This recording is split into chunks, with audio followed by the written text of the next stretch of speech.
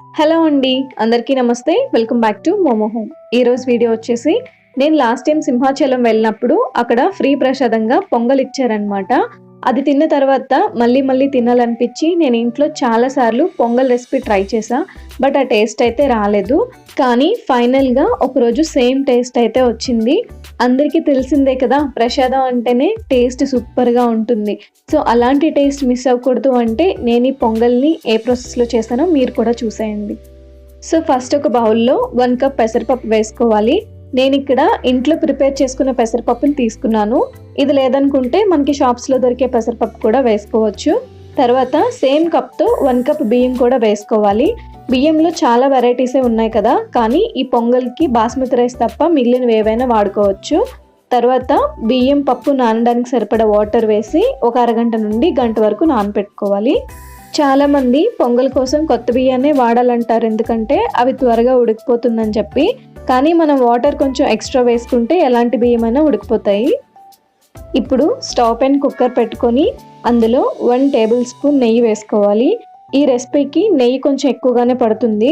బేసికల్గా ప్రసాదాల్లో అంతంత నెయ్యి యూస్ చేస్తారు కాబట్టి ఆ టేస్ట్ అనేది అంత వస్తుంది. ఇప్పుడు మనం నానబెట్టుకున్న పప్పు బియ్యంలో వాటర్ మొత్తం వంపేసుకొని అప్పుడు ఇందులో వేసేసుకోవాలి. తర్వాత వీటిని కంప్లీట్ లో ఫ్లేమ్లో వేయించుకోవాలి. ఇంట్లో చేసిన పెసరపప్పు మనం ముందుగా వేపుకొని తర్వాత బద్దలు చేస్తాం కాబట్టి నేను ఇక్కడ పెసరపప్పుని మరోసారి వేపట్లేదు. కానీ బయట దొరికే పెసరపప్పు అయితే ఫస్ట్ వేయించుకొని తర్వాత నానపెట్టుకుంటే బాగుంటుంది. ఇప్పుడు మనం తీసుకున్న కప్పు బియ్యం కప్పు పెసరపప్పుకి 4 కప్పుల వాటర్ని వేసుకోవాలి.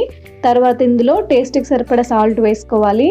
మొత్తం ఒకసారి కలుపుకొని కుక్కర్ మూత పెట్టి 4 విజిల్స్ వచ్చే వరకు ఉడికించుకోవాలి.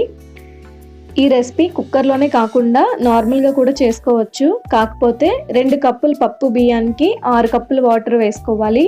ఇప్పుడు కుక్కర్ ప్రెషర్ పోయాక మూత తీసి ఒకసారి కలుపుకొని పక్కన పెట్టుకోవాలి. ఇప్పుడు ఇందులోకి మెయిన్ టేస్ట్ ఇచ్చే పోపుని రెడీ చేసుకోవాలి. సో దానికోసం ఫస్ట్ స్టవ్ మీద ప్యాన్ పెట్టి 3 టేబుల్ స్పూన్స్ నెయ్యి వేసుకొని నెయ్యి కరిగాక 1 టీ స్పూన్ మిరియాలు వేసుకోవాలి. మిరియాలు కొంచెం చిటపట్లాడాక చిన్నగా కట్ చేసుకున్న అల్లం పీసెస్ 1 టేబుల్ స్పూన్ వేసుకోవాలి. అల్లం లైట్ బ్రౌన్ కలర్ వచ్చే వరకు లో టు మీడియం ఫ్లేమ్లో వేయించుకోవాలి.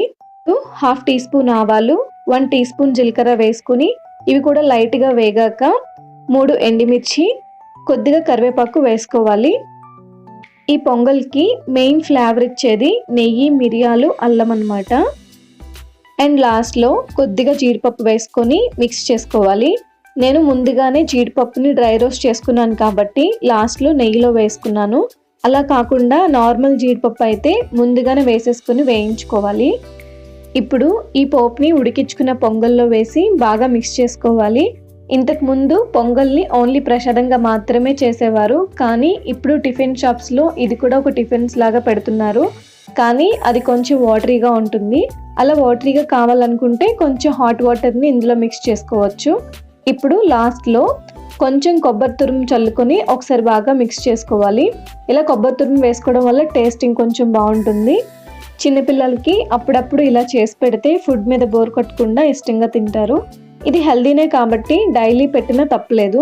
సో ఈ వీడియో మీకు నచ్చితే లైక్ చేసి షేర్ చేయండి. ఇలాంటి హెల్దీ రెసిపీస్ కోసం మోమో హోమ్ కుకింగ్ ఛానల్ని సబ్స్క్రైబ్ చేసుకోండి.